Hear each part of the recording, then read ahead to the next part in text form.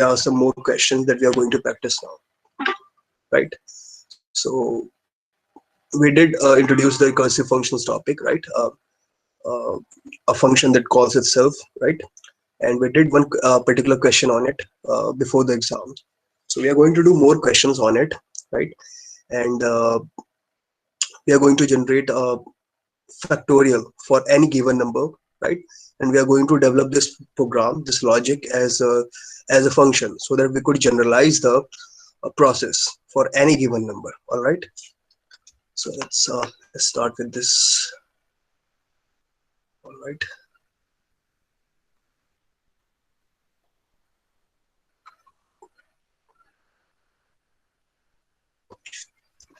Let's save it as test 27.py. All right. Also, none of you have submitted the challenge question yet. There's only one person who submitted the challenge question. I guess it was Shivali. She made an attempt to it. The question is still unsolved and it is still open for everybody to solve by themselves, obviously, right? So if you come up with a solution, you can submit it to the email ID I have already given you. All right. Let's start with the factorial. You all know what a factorial is, right?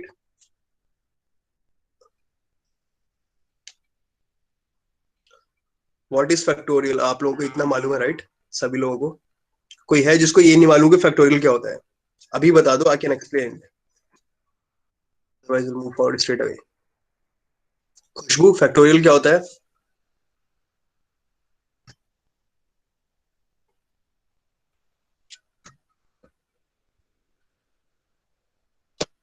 Are you guys able to listen to what I'm trying to say here on this side? Because I'm not sure you guys are listening. All right. So the voice is getting there, but no response. ठीक है. तो factorial क्या होता है? देखो, mathematics के अंदर एक टर्म होता है फैक्टोरियल, ठीक है, जिसका कुछ सटल मीनिंग है, और ये हमेशा जो है होल नंबर्स के लिए डिफाइंड होता है, ठीक है, होल नंबर्स के लिए डिफाइंड है, होल नंबर्स के लिए, ठीक है. होल नंबर्स का मतलब क्या है? 0 से लेकर के ये चीज आगे तक के सभी नंबर्स के लिए है, ठीक है. 0 का फैक्टोरियल, इसको रिप्रेजेंट करने के लिए इसके दो तरीके होते हैं रिप्रेजेंट करने के. वैसे तो एक होता है कि आप एल शेप का कुछ बनाते हो, उसके अंदर नंबर को लिखते हो. दूसरा होता है कि जैसे वो 0 का फैक्टोरियल निकालना है तो मैं 0 के आगे एक्सक्लेमेशन मार्क लगाता हूँ. 0 का फैक्टोरियल होता है 1 by default, it is defined, ठीक है. इसका प्रूफ क्या है इसके बारे में बात नहीं करूंगा क्योंकि it's not a mathematical class. So we are going to work with the result that we already know. 0 का फैक्टोरियल की वैल्यू होती है 1, ठीक है. 1 के फैक्टोरियल की भी वैल्यू होती है 1, वैल्यू भी होता है 1, ठीक है. ये दो चीजें फिक्स हैं, ये दो हमारे बेसिक हैं, ठीक है. उसके बाद आता है 2 का फैक्टोरियल, ठीक है. 2 के फैक्टोरियल की वैल्यू अगर निकालनी है तो 2 को मल्टीप्लाई करो किसके साथ? प्रीवियस वाले नंबर 1 के साथ. 2 इंटू 1 का फैक्टोरियल, ठीक है. 2 इंटू 1 का फैक्टोरियल. 1 के फैक्टोरियल की वैल्यू क्या होती है? 1 होता है, हमें मालूम ऑलरेडी. इसको मैं ऐसे लिख सकते हैं 2 star 1 which is equal to 2, ठीक है. आता है 3 का फैक्टोरियल. 3 का फैक्टोरियल को मैं ऐसे लिख सकते हैं 3 इंटू का factorial which is equals to 3 into 2 का फैक्टोरियल को हम लिख सकते हैं 2 इंटू 1 का फैक्टोरियल, ठीक है. 1 के फैक्टोरियल की वैल्यू क्या होती है? 1 होता है. 3 इंटू 2 इंटू 1, ठीक है, which is equals to 6. ऊपर वाले की वैल्यू थी 2, ठीक है. इसी तरीके से हम बाकी फैक्टोरियल्स भी कैलकुलेट कर सकते हैं, ठीक है. 4 factorial is equals to 4 into 3 factorial, right. And then we can write it as 3 का फैक्टोरियल हमें मालूम है कि क्या होता है? 6 होता है. आप डायरेक्टली भी यूज कर सकते हैं लेकिन प्रोग्रामिंग में ऐसा नहीं होगा. प्रोग्राम कैलकुलेट कैसे करेगा? 4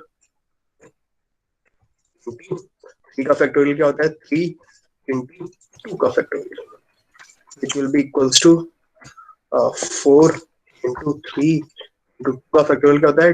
2 इंटू 1 का factorial which is equals to 1 का फैक्टोरियल 1 होता है. तो 4 इंटू 3 into 2 into 1. ऑलराइट, तो ये हो जाएगा आपका yes 24, राइट. इस तरीके से आप फैक्टोरियल कैलकुलेट होता है. This is the actual process by which a factorial is calculated inside a program. तो अगर आप कोई एक पैटर्न देख पाओ, अगर ध्यान से देखो तो हर बार क्या हो रहा है, अगर मुझे 3 का फैक्टोरियल कैलकुलेट करना है तो मैं 3 से मल्टीप्लाई करता हूं और एक नंबर कम करके मैं फैक्टोरियल फंक्शन को कॉल करता हूं. फिर जिस भी फैक्टोरियल फंक्शन को कॉल करता हूं वो वही नंबर मल्टीप्लाई हो जाता है और एक नंबर कम करके मैं फैक्टोरियल फंक्शन को कॉल करता हूँ, और तब तक कॉल करता हूँ जब तक 1 फैक्टोरियल नहीं आ जाता. 1 फैक्टोरियल के आते के साथ ही मैं उसको 1 फैक्टोरियल को रिप्लेस कर देता हूँ 1 से. इसका मतलब क्या है कि 1 का जो फैक्टोरियल है ये मेरा बेस केस है एक तरीके से. ऑलराइट, 1 का फैक्टोरियल क्या है, ये बेस केस है कि अगर 1 का फैक्टोरियल आ गया है तो आंसर वहां पे 1 आ जाएगा, और फिर हम पूरा प्रोसेस 3 इंटू 2 इंटू 1 मल्टीप्लाई करके आंसर लिख सकते हैं आसानी से. ये पैटर्न आप लोगों को क्लियर समझ में आ रहा है, दिखाई दे रहा है कि ये कैसे रिकर्सिव फंक्शन है, कि एक ही फंक्शन, रिकर्सिव फंक्शन, एक ही फंक्शन को ये बार बार कॉल किए जा रहा है, बार बार कॉल किए जा रहा है. कब तक, जब तक हम लोग बेस केस पे नहीं पहुंच जाते.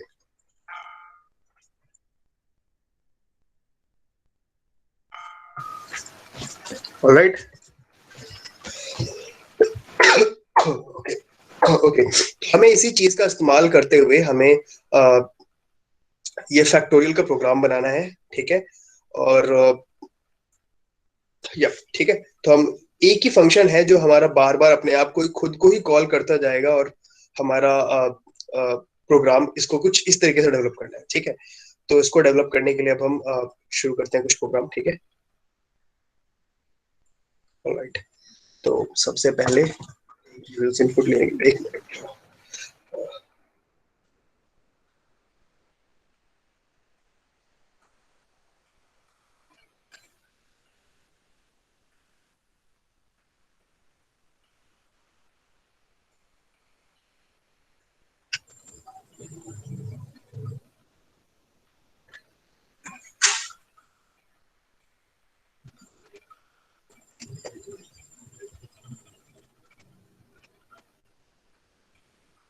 ऑलराइट, ठीक है. सो वी वर टू, हाँ, हमें फैक्टोरियल का फंक्शन डिफाइन करना था. तो सबसे पहले एक फैक्टोरियल फंक्शन डिफाइन कर लेते हैं, ठीक है. डेफ, और let's call it factorial. Alright, इसको फैक्टोरियल ही कॉल कर लेते हैं.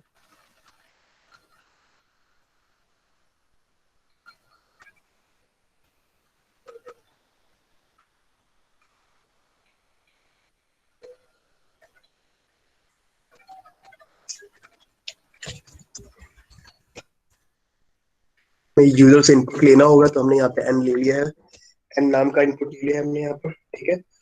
और ठीक है, हमारे पास बेस कंडीशन क्या है, अगर हमारे n की वैल्यू 0 है, इफ कंडीशन, हाँ, इसके अंदर if n is equals to 0, ठीक है. अगर n की वैल्यू 0 है तो मैं क्या रिटर्न करना चाहता हूँ, मैं रिटर्न करना चाहता हूँ 1, क्योंकि 0 के फैक्टोरियल की वैल्यू क्या होता है, 1, ठीक है. n इज इक्वल्स टू 1, अगर n की वैल्यू 1 है, मैं क्या रिटर्न करूंगा, मैं फिर से 1 ही रिटर्न करूंगा. क्यों, क्योंकि 1 का फैक्टोरियल भी 1 होता है. ये दोनों मेरे बेस केस हैं, ठीक है. If n is greater than 1, अगर n की वैल्यू 1 से बड़ा है, तो मैं क्या करूंगा. ठीक, अब यहाँ पे आता है मेरा कि अब यहाँ पे मैं क्या अलग कर सकता हूँ. अगर ऐसा है, मेरे पास n की वैल्यू ग्रेटर देन 1 है, तो मैं क्या रिटर्न करूंगा, रिटर्न करूंगा जो भी मेरा n है, ठीक है, जो भी मेरा नंबर था, जैसे 2 का फैक्टोरियल कैलकुलेट करना था, तो मैंने क्या किया, 2 लिखा और मल्टीप्लाई किया, और मैंने फंक्शन कॉल किया 1 फैक्टोरियल को. यानी मैं रिटर्न करूंगा n जो भी नंबर है मल्टीप्लाइड बाय, ठीक है, मैं फंक्शन को कॉल करूंगा FACTORIAL फैक्टोरियल फंक्शन को कॉल करूंगा, और n-1 को कॉल कर दूंगा उसके अंदर. हर बार यही कर रहे थे हम लोग. देखो, हर स्टेप में यही प्रोसेस रिपीट हो रहा था, ये प्रोसेस, ठीक है. तब तब तक जब तक कि 1 फैक्टोरियल ना आ जाए. 3 के में भी यही प्रोसेस बार बार रिपीट हुआ, सेम चीज. क्लियर है. तो उसी काम को हमने प्रोग्राम के तौर पे लिख दिया. हमने ये लॉजिक देखा, हमने ये पैटर्न देखा कि फैक्टोरियल कैलकुलेट करते वक्त ऐसा होता है, तो हमने इसमें ऐसा कर दिया। अब क्या होता है कि इसमें मैं एक और एक्स्ट्रा कंडीशन, ओके ठीक है, नो प्रॉब्लम, अब इसको ऐसे ही छोड़ देते हैं, उसको टेस्ट करते हैं कि काम कर रहा है कि नहीं। ठीक है, अभी हम फैक्टोरियल को कॉल करते हैं, ठीक है, और हम यूजर इनपुट ले लेते हैं। ठीक है, equal to int of input, yes, enter any number. okay,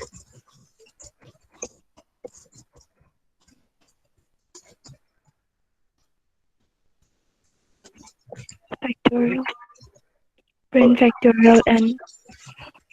अभी हम फंक्शन कॉल कर देते हैं। ठीक है, okay, I'll have to comment on this. Print command missing हो गया sir. Yes, I have to print also. Right, result मैं चाहता हूँ कि प्रिंट हो जाए। I'm going to print this thing. Right. All right, ran this thing and it is asking for the input. Enter any number to find its factorial. I entered the number 4, जिसका factorial 24 हमें मालूम है, मिल गया 24। फिर से run करते हैं, factorial का किसी बड़े नंबर का देखते हैं, let's suppose factorial of 7, 500, ठीक है। So this is how we find the factorial। लेकिन कभी कभी गड़बड़ क्या हो जाता है, इसमें एक कंडीशन हमारा मिसिंग है, और वो कंडीशन क्या है, -2। अब -2 के लिए तो आंसर नन आ रहा है, क्योंकि कोई भी कंडीशन को क्वालिफाई नहीं कर रहा है।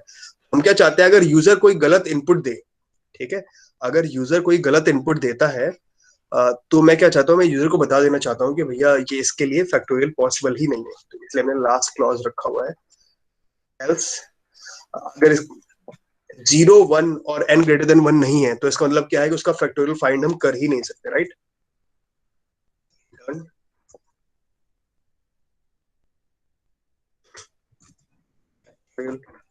does not exist for this value। Clear है। अगर मैं फैक्टोरियल में -2 पास करता हूँ, हिसाब से बोल देगा factorial does not exist for this value. ठीक है, तो अभी हमारा क्या है, एक एक्स्ट्रा क्लॉज जो नॉर्मली हमारा बच जाता है फैक्टोरियल का कोड बनाते वक्त, हमने उसको भी कवर कर दिया है। तो ऑल द नेगेटिव नंबर्स जो कि हमारे, जिनका फैक्टोरियल एग्जिस्ट नहीं करता, वो कवर हो गए। 0 हो गया कवर, 1 हो गया कवर, और 1 के बाद जितने भी नंबर है वो सारे नंबर्स कवर हो गए। तो ये हमारा एक फैक्टोरियल फंक्शन हो गया, कंप्लीटली डिफाइंड। आप चाहो तो यहाँ पे डॉक स्ट्रिंग भी डिफाइन कर सकते हो, x and integer as input and returns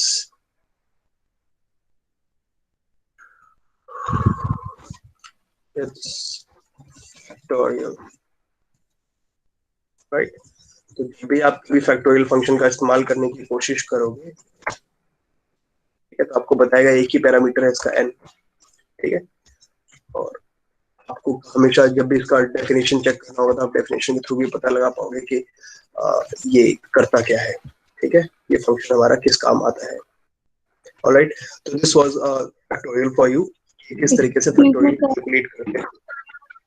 yes sir, आपने return n star factorial n-1 क्यों लिखा? मतलब यहाँ पर ये फैक्टोरियल n-1 नहीं समझ आया। हमने फैक्टोरियल n-1 क्यों लिखा? Yes sir. ओके ओके, देखो, जब हमने 4 का फैक्टोरियल कैलकुलेट किया था, तो हमने क्या किया था, हमने लिखा 4 जो नंबर था उसको एज इट इज लिख दिया। ठीक है, ठीक है, तो इसको सेम चीज मैं n के साथ बिल्ड करके दिखाता हूँ यहाँ पे, n फैक्टोरियल। ठीक है, 4 मेरा नंबर था, तो मैंने 4 को एज इट इज लिख दिया था, राइट, 4 को एज इट इज लिख दिया था।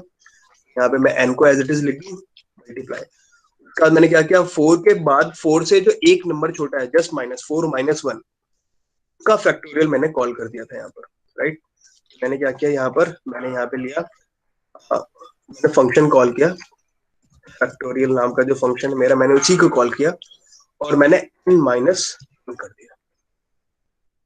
That's why we have returned n into factorial। Function के अंदर उसी सेम फंक्शन को कॉल कर रहे हैं। हाँ, हम फंक्शन के अंदर उसी सेम फंक्शन को कॉल करें, और ये तब तक कॉल करता जाएगा जब तक कि ये बेस केस तक ना पहुंच जाए, which is n equals to 1। Okay sir, आगे समझ। ओके, इससे पहले भी हमने एक क्वेश्चन किया था इसका, और वो था, जहां तक मुझे याद है, शायद आर्मस्ट्रॉन्ग नंबर किया था हमने, right. let me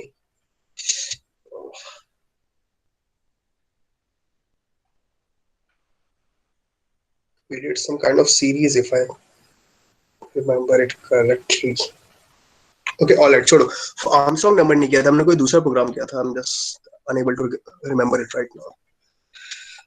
Okay, next question is actually Armstrong. अब आर्मस्ट्रांग की बात कर ही रहे तो आर्मस्ट्रांग को ही कैलकुलेट कर लेते हैं. ठीक है कि आर्मस्ट्रांग कैसे कैलकुलेट होता है. ARMSTRONG आर्मस्ट्रांग नंबर का फंक्शन कैसे डेवलप किया जाए, कैसे फाइंड किया जाए कि कोई भी नंबर जो है वो आर्मस्ट्रांग नंबर है या नहीं. ठीक है. अब आर्मस्ट्रांग नंबर क्या होता है. लेट्स सपोज हमारे पास एक नंबर है 153. ठीक है. मुझे पता करना है कि ये आर्मस्ट्रांग नंबर है या नहीं, फिर आर्मस्ट्रांग नंबर होता क्या है. अगर मुझे डिफाइन करना है तो मैं क्या डिफाइन करूंगा, मेरे पास कितने डिजिट हैं इस नंबर में. इस नंबर में मेरे पास 3 डिजिट है. ठीक है. नंबर ऑफ डिजिट मुझे मालूम पड़ गया कि 3 डिजिट है, तो मैं क्या करूंगा, हर एक डिजिट को उठाऊंगा. अब मैं यहाँ से फर्स्ट डिजिट को उठाया मैंने और उसकी पावर 3 कैलकुलेट किया मैंने प्लस किया. सेकंड डिजिट को उठाया, उसका पावर 3 कैलकुलेट किया, प्लस थर्ड डिजिट को उठाया और उसका पावर 3 कैलकुलेट किया. और मैं ये चेक करूंगा कि क्या ये 153 के बराबर आता है या नहीं. 1 to the power 3 is 1, 5 to the power 3 is 125, right? And 3 to the power 3 is 27, right? Which is equals to 153. तो अगर जितने डिजिट है मेरे पास यहाँ पर, ठीक है, के बाद हर एक डिजिट का the power number of length of the digit, ठीक है, कर दिया हमने. उसके बाद उनका सम कैलकुलेट कर दिया हर एक डिजिट का उतना टाइम्स पावर कैलकुलेट करने के बाद. तो अगर वो सेम नंबर हमारे पास वापस आ गया तो हम उसको बोलते हैं आर्मस्ट्रांग. क्लियर. सर हमेशा 3 से ही ना, 3 हमेशा 3 से नहीं होगा. जैसे कि अभी यहाँ 3 डिजिट थे, लेट्स सपोज हमने 1024 लिखा हुआ है. लेट्स सपोज इनपुट किया यूजर ने 1024. मैं पता करना चाहता हूँ 1024 आर्मस्ट्रांग नंबर होता है. तो मैं क्या करूंगा, यहाँ पे कितने डिजिट है, यहाँ पे 4 डिजिट है, राइट. 4 से लगेगा, राइट. तो 4 डिजिट है, तो यहाँ पे 1 to the power 4 4 plus 0 to the 0 power to the power 4 4 plus plus 2 to to the the power power 4 plus 4 4 to the plus power 4. 4 to the power 4. Yes.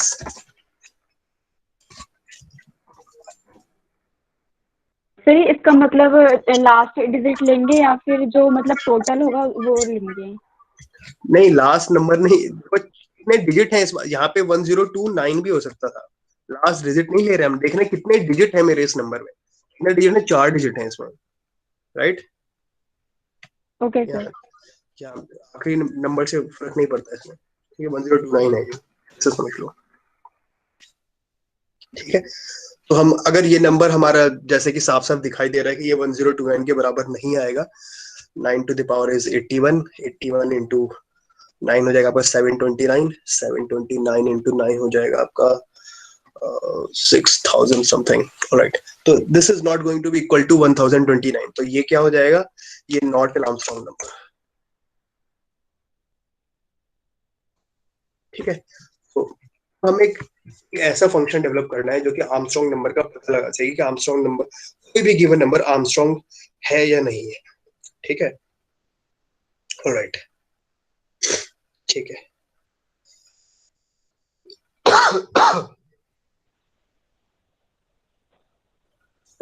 Alright.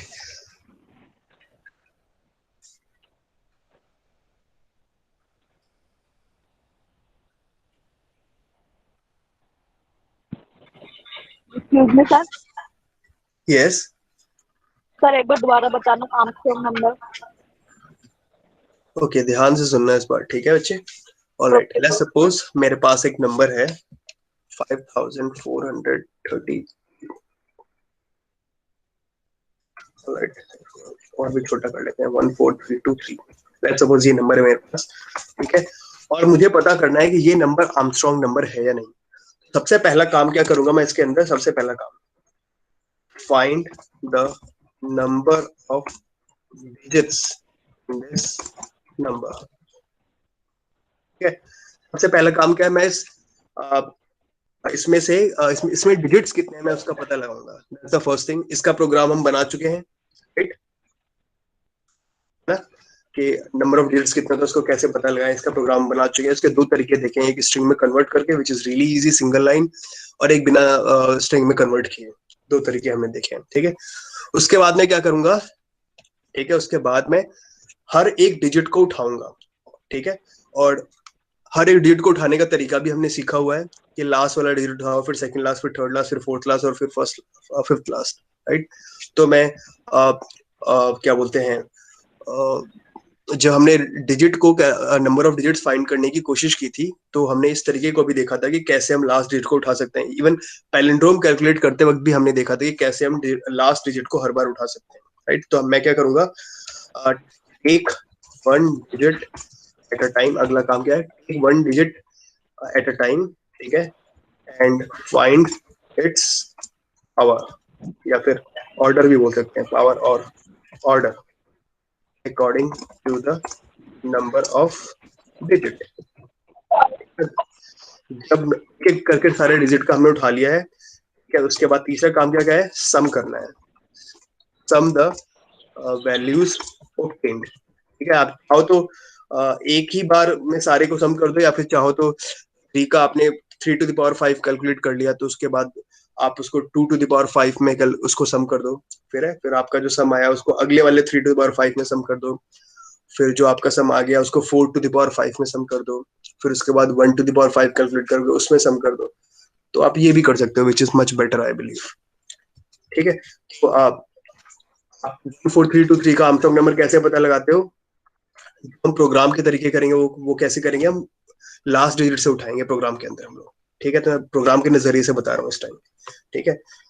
तो programme के नजरिए के according हम क्या करेंगे, 3 to the power 5, क्यों, क्योंकि यहाँ पे 5 डिजिट हैं, 1 2 3 4 5 डिजिट है, तो हर एक डिजिट का टू द पावर 5 कर देंगे। आखिरी डिजिट क्या है, 3 to the power 5। तो सबसे पहले हमने लगाया प्लस, ठीक है। उसके बाद हमने देखा अगला डिजिट क्या है, पीछे से 2, तो 2 to the power 5, ठीक है। उसके बाद हमने देखा अगला डिजिट क्या है, 3 to the power 5, ठीक है। उसके बाद हमने देखा अगला डिजिट क्या है, 4 to the power 5, ठीक है। उसके बाद देखा हमने अगला डिजिट क्या है, 1 to the power 5। ये हमारा प्रोग्राम बन के आ गया। इस तरीके से हम किसी भी नंबर का लगाने की कोशिश करते हैं कि वो आर्मस्ट्रांग नंबर है या नहीं। तो हर एक डिजिट को उठाया हमने, और टोटल नंबर ऑफ डिजिट कितने हैं मेरे उस नंबर में, वो उसका पावर कैलकुलेट कर दिया हमने, ठीक है। क्या रिवर्स ऑर्डर में करेंगे तो हमेशा आपकी आवाज कंप्लीटली क्लियर नहीं आ रही, या आप एक बार फिर से बोल दो, या फिर कमेंट बॉक्स में टाइप कर दो, I have a look at it.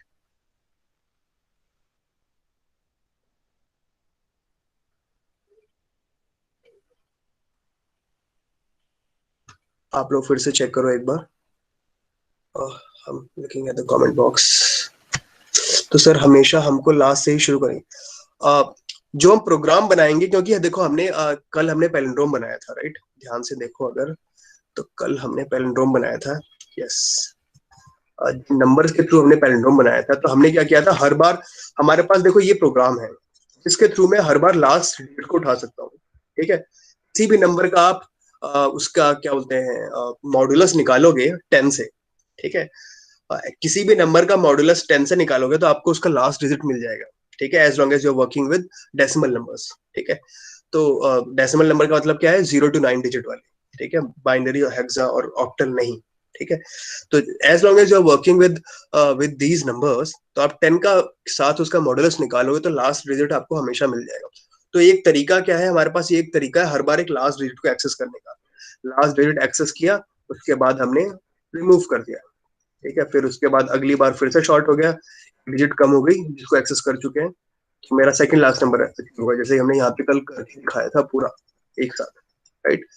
अगर मेरा नंबर क्या था 1 2 3 2 1 था, 10 से मॉड्यूलस निकाला तो पहले 1 मिल गया मुझे, फिर हमने क्या किया 1 को इस नंबर से हटा दिया तो 1 2 3 2 हो गया।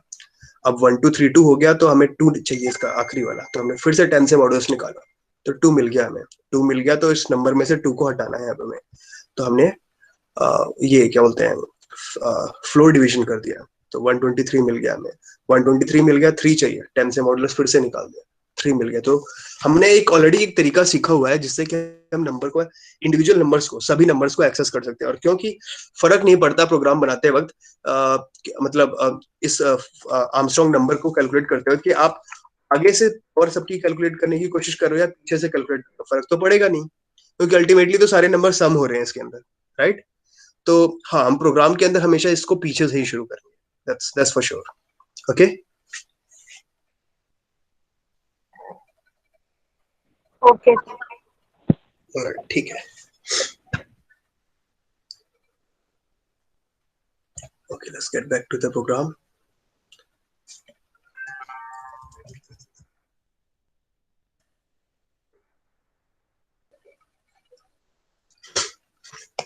ऑलराइट, तो अब यही 3 प्रोसेस हम अपने रिपीट करेंगे अपने प्रोग्राम के अंदर, ठीक है। इन्हीं तीनों चीजों को हम फिर से बनाएंगे और हम फंक्शन के साथ बनाएंगे, ठीक है। तो def ARM, okay, I'm going to write it as ARM STRONG, ठीक है, स्मॉल लेटर से शुरू किया है, ठीक है। और ये मेरा फंक्शन हो गया, और आर्मस्ट्रॉन्ग नंबर कैलकुलेट करना है तो मुझे एक इनपुट भी देना पड़ेगा। मैंने n नाम से आर्गुमेंट लिया और मैंने इसको एज एन इनपुट ले लिया है, ठीक है। चाहते हैं यहाँ पे डॉक स्ट्रिंग डिफाइन कर दो इसका कि takes an integer as input, returns whether it is Armstrong number. All right, ठीक है।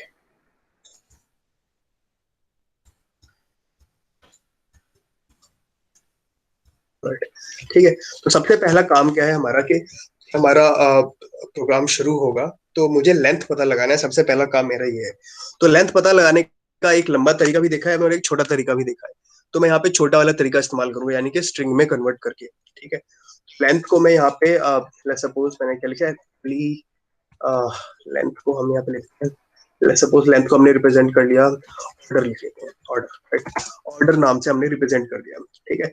और लेंथ कैसे पता लगाऊंगा, क्योंकि n मेरा नंबर है और नंबर के लिए लेंथ फंक्शन डिफाइन नहीं है, तो मैं इसको स्ट्रिंग में कन्वर्ट कर दूंगा str से, ठीक है। अब ये स्ट्रिंग में कन्वर्ट हो चुका है strn, ये क्या है मेरा, ये अब ये मेरा नंबर स्ट्रिंग फॉर्मेट में आ गया।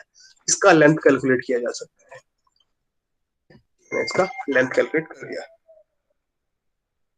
कि ये स्ट्रिंग है मेरा n, और मेरा n नंबर था, उसको हमने पहले स्ट्रिंग में कैलकुलेट किया। देखो सबसे पहले अंदर वाला, सबसे अंदर वाला कैलकुलेट होता है सबसे पहले।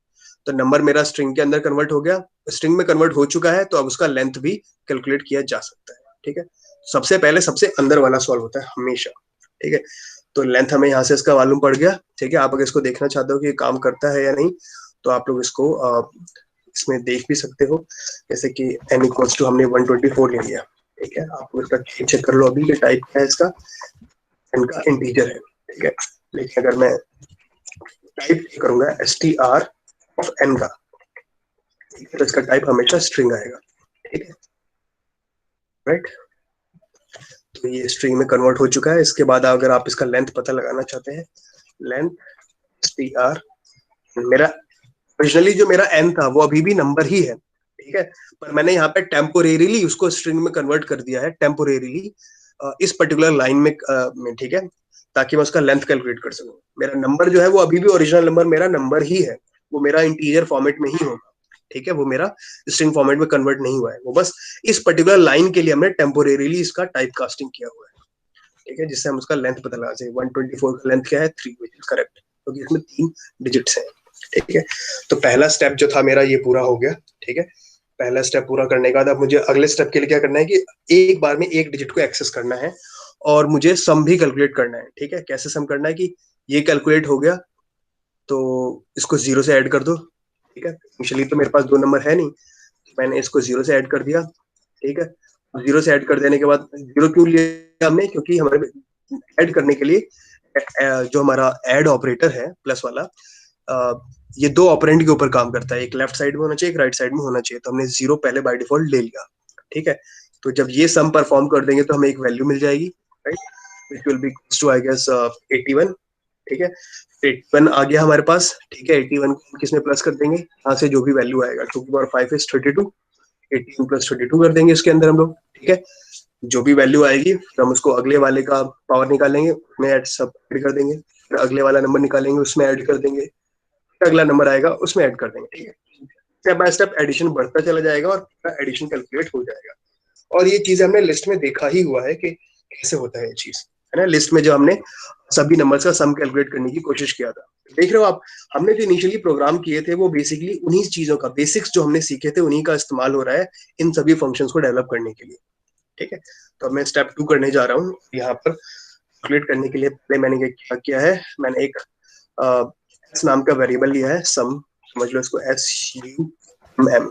SUM का इस्तेमाल नहीं करूंगा क्योंकि देखो यहाँ पे कलर चेंज है, विच मीन्स के सम जो वर्ड है इसका मीनिंग ऑलरेडी डिफाइंड है पाइथन प्रोग्राम के अंदर, तो SUMM का इस्तेमाल करूंगा मैं यहाँ पर, ठीक है। सम नाम से फंक्शन है हमारे पास पाइथन के अंदर, तो SUMM इस्तेमाल किया है मैंने और इनिशियल वैल्यूज को 0 दे दी जैसे लिस्ट के अंदर हम दिया करते थे पहले भी, ठीक है।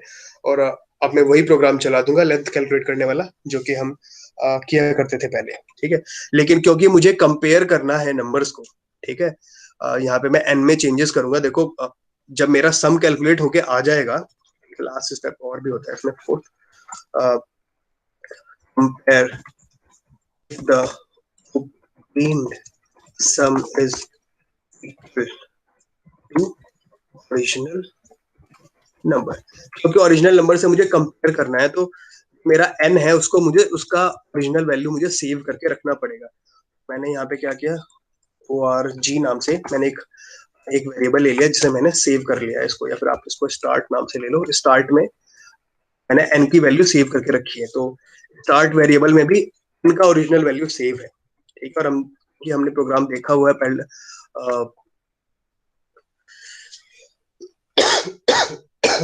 राइट, हमने पैलिंड्रोम वाले प्रोग्राम में देखा हुआ है कि n की वैल्यू चेंज होती रहती है, तो n का ओरिजिनल वैल्यू हमने स्टार्ट में सेव कर लिया है जिससे कि n का वैल्यू बाद में भले चेंज जाए पर ओरिजिनल वैल्यू हमारे पास स्टार्ट वाले के अंदर सेव रहेगी, ठीक है। अब हम व्हाइल लूप चालू करेंगे, ठीक है, व्हाइल, ठीक है, n is greater than 0, right, यही प्रोग्राम था, ठीक है। जब n का जो वैल्यू है, ठीक है, वो बड़ा है हमारा 0 से, तब तक हमारा ये कुछ काम है ये हमारा करते रहो, ठीक है। और वो काम क्या है, सबसे पहले हम लास्ट डिजिट कैलकुलेट करना चाहते हैं, एक लास्ट डिजिट, फिर यहाँ पे आप इसको डिजिट भी बोल सकते हैं, लास्ट, ठीक है, लास्ट ही लिखो क्योंकि आपको कंपैरिजन करने में याद रहेगा हमेशा, लास्ट डिजिट, ठीक है। आप इसको कैसे कैलकुलेट करते हैं, जो आपका नंबर है उसका आप मॉडुलस निकालते हो 10 के साथ, राइट। आपको इससे क्या मिल जाता है, लास्ट डिजिट मिल जाता है। लास्ट डिजिट मिल गया तो उस नंबर को हमें क्या करना है, उस नंबर का हमें पावर कैलकुलेट करना है, राइट। उस नंबर का हमें power calculate, take 1 digit at a time, ये काम हो गया। उसके बाद फाइंड इट्स पावर, ठीक है, तो नंबर लास्ट डिजिट हमें मिल गया, ठीक है, उसका पावर कैलकुलेट करना है हमें, ठीक है। तो पावर कैलकुलेट करने के लिए मैं क्या करूंगा, जो मेरे पास लास्ट डिजिट आया, last DIGIT to the power, power कितना होगा इसका, जितना कि मेरा लेंथ है, लेंथ है इसका वो मैंने किसके अंदर सेव किया है, ऑर्डर नाम के वेरिएबल के अंदर, DER, और last digit to the power order वो मेरा कैलकुलेट हो गया, ये चीज मेरा कैलकुलेट हो गया। और मैं क्या करना चाहता हूँ, इसको मैं ऐड करना चाहता हूँ 0 के साथ ओरिजिनली, जब पहली बार कैलकुलेट करूँ, और 0 क्या है, मेरा सम के अंदर सेव है, तो मैं इसको ऐसे लिख सकता हूँ, sum plus to this, right. इसका मतलब क्या है, इस लाइन का meaning, sum is equals to sum plus last digit to the power भी है, last digit to the power order, यही मीनिंग होता है। पहले ये वाली चीज कैलकुलेट होगी, क्यों, क्योंकि पावर का प्रेसिडेंस ऑर्डर हाई होता है। उसके बाद जो भी वैल्यू आएगा इसका पावर कैलकुलेट होने के बाद उसका उस वैल्यू को हम सम के साथ ऐड कर देंगे। इनिशियली सम की वैल्यू क्या थी, 0 थी। फर्स्ट स्टेप के बाद क्या हो जाएगा, इन दोनों का सम का जो वैल्यू होगा वो सम के बराबर हो जाएगा। ये चीज पहले भी सिखाई जा चुकी है, और जब हमने फॉर लूप पढ़ा था और हमने लिस्ट पढ़ा था, हमने दोनों में इस चीज को देखा हुआ है, राइट। ठीक है, इसको तो एक्सप्लेन करने की जरूरत नहीं है। अब लास्ट डिजिट हमने एक्सेस कर लिया है, तो हम क्या चाहेंगे कि अब लास्ट डिजिट को, जिसको हम एक्सेस कर चुके हैं, उसको रिमूव कर दें। तो उसको रिमूव करने का तरीका क्या है, उसको रिमूव करने के लिए हम क्या करेंगे, जो भी मेरा नंबर है n, है ना, उसमें से n should be equals to n, ठीक है, फ्लोर डिवीजन बाय 10, ठीक है, फ्लोर डिवीजन 10 कर दिया तो लास्ट डिजिट रिमूव, जिसको हम एक्सेस कर चुके हैं उसको हमने क्या कर दिया, n में से रिमूव कर दिया, last digit removed from n, ठीक है। और यही प्रोसेस बार बार रिपीट करते रहो जब तक आपका नंबर जब तक पूरा लेंथ खत्म नहीं हो जाता, जब तक n की वैल्यू 0 के बराबर नहीं हो जाती, ठीक है। जब आपका ये सारा सम कैलकुलेट हो चुका है उसके बाद हमें क्या करना है, उसके बाद हमें कंपेयर करना है। Now, जो हमारा सम है, जो सम के अंदर जो हमारा वैल्यू आया है, ठीक है, if sum is equals to, ठीक है, अगर सम की वैल्यू स्टार्ट के बराबर है, जो स्टार्टिंग में वैल्यू थी इसके बराबर है, तो रिटर्न कर दो true, yes it is an Armstrong number. अगर ऐसा नहीं है तो क्या रिटर्न कर दो, फॉल्स, कि नहीं ये आर्मस्ट्रांग नंबर नहीं है। लेट्स सी कि ये प्रोग्राम काम करता है कि नहीं, ठीक है। तो इसके लिए हमने क्या किया, फिर से एक हमने इनपुट किया इंट के फॉर्मेट में, if sum equals to start ये को आप आसानी से लिख लो। चलो अगर आपको ऐसे कंफ्यूजन हो रहा है तो आप इसको ऐसे ही लिख लो, सम प्लस, हालांकि वैसे लिखने का मतलब था कि एक स्टेप कम परफॉर्म होता है इसके कंपैरिजन। याद है आप लोगों ने जब हम लोगों ने फॉर लूप पढ़ा था, हमने लिस्ट लिया हुआ था, right, l equals to 1 2 3 4, right, और जब हमको इसको सारे नंबर्स का सम करना तो हम क्या करते थे, फॉर आइटम इन l, ठीक है, sum is equals to sum plus item करते थे। याद है आप लोगों को?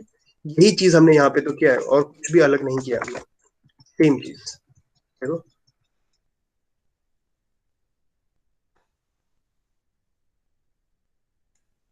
Absolutely same thing, nothing is sir different. मेरे को ये वाला स्टेप समझ में आया जहाँ पे if sum equals to start return true else return false।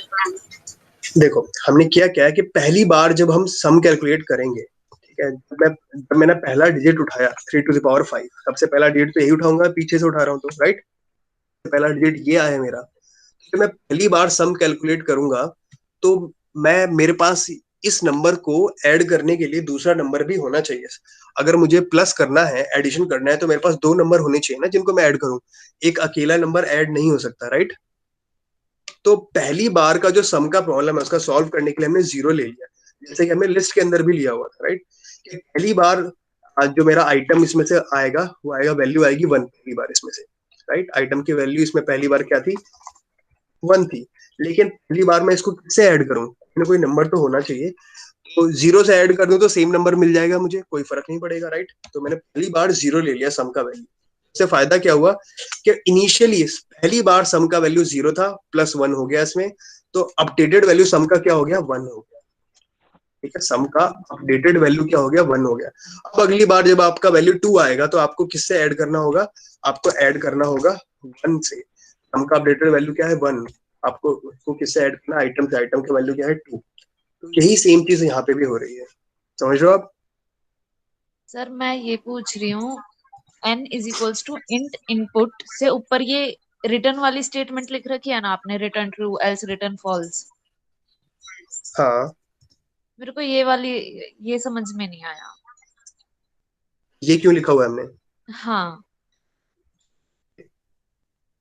Yes sir, ये वाला पार्ट। हमने 1, ठीक है, हमने 153 का हमने ये पूरा कैलकुलेट किया, हमने ये सम कर लिया, ये सारे नंबर हमने ऐड कर लिए। ऐड करने के बाद सम नाम के वेरिएबल के अंदर हमारे पास ये वैल्यू आ गई 153, ठीक है। सम के अंदर मेरे पास ये वैल्यू आ जाएगी 153। अब मैं इस नंबर को कंपेयर करना चाहूंगा ना ओरिजिनल नंबर से कि क्या ये इसके बराबर आया है कि नहीं। अगर ये ओरिजिनल नंबर के बराबर आ गया है तो मेरा आर्मस्ट्रांग नंबर है, अगर ओरिजिनल नंबर के बराबर नहीं आया तो आर्मस्ट्रांग नंबर नहीं है। और अगर नहीं है तो फिर आगे का वो नहीं चलेगा जो कोड कर रहे हैं। आगे तो इसमें कोड है ही नहीं, इसमें और कुछ भी सर कोड नहीं है, बस कंफ्यूजन हो रही है। ओके देखो, यहाँ तक का प्रोग्राम आपको समझ में आया है कि यहाँ पे हमने किया क्या है, 1 बाय 1 सभी डिजिट को उठाया, सबका सम हमने कैलकुलेट कर लिया और सम नाम के वेरिएबल में सेव करके रख लिया है, ठीक है। अब आर्मस्ट्रांग नंबर का पता लगाने का तरीका क्या है, ध्यान से देखो यहाँ पे स्टेप्स के अंदर कि जो आपका सम ऑब्टेन हो गया है, सभी जितने डिजिट्स हैं उनका आपने पावर कैलकुलेट कर लिया और सभी डिजिट्स का पावर कैलकुलेट करने का सबको सम कर लिया। ठीक है, जब आपका सम आ गया तो आप उस सम को मैच करेंगे कि आपके पास ये सब कुछ ऐड करने के बाद जो वैल्यू आया है क्या वो ओरिजिनल नंबर के बराबर है या नहीं। अगर ओरिजिनल नंबर के बराबर है तो वो आर्मस्ट्रांग नंबर है, अदरवाइज अगर नहीं आया बराबर तो वो नहीं है। दैट्स इट, प्रोग्राम खत्म आपका यहीं पे। Okay sir. ओके, तो हमने यहाँ पे कंपेयर किया सम को स्टार्ट से। स्टार्ट क्या है हमारा इनिशियल एन हमने लिया था, हमने उसको स्टार्ट में सेव कर लिया था ताकि एन की वैल्यू तो यहाँ देखो बार बार अपडेट हो रही है, राइट, हर बार एक डिजिट रिमूव हो जाता है, पर हम चाहते थे कि स्टार्ट के अंदर हमारा इनिशियली जो नंबर था, ओरिजिनल नंबर था, वो सेव रहे। तो हमने ओरिजिनल नंबर से कंपेयर करके देखा कि सम करके जो नंबर आया है वो ओरिजिनल नंबर के बराबर है या नहीं। ठीक है, अगर वो बराबर है तो ट्रू रिटर्न कर दो, नहीं है तो फॉल्स रिटर्न कर दो। Okay, yes sir. ऑलराइट, मैं ये पार्ट रिमूव कर देता हूँ। ठीक है, यहाँ पे क्या करते हैं, इक्वेशन के लिए लेते हैं enter number, find whether n strong, right, में सेव किया हुआ है हमने इसको। और अब हम यहाँ पे फंक्शन कॉल करेंगे और उसकी वैल्यू प्रिंट भी करना चाहेंगे। फंक्शन का नाम हमने रखा हुआ है ARMSTRONG आर्मस्ट्रांग नंबर, राइट, और इसके अंदर हमने n को पास कर दिया इसके अंदर। ठीक है, ट्रू या फॉल्स यानी बाइनरी आउटपुट के फॉर्म में आएगा आउटपुट, ट्रू और फॉल्स। ठीक है, तो हम करते हैं यहाँ पे एरर है। Okay, I have to comment this part out, explanation.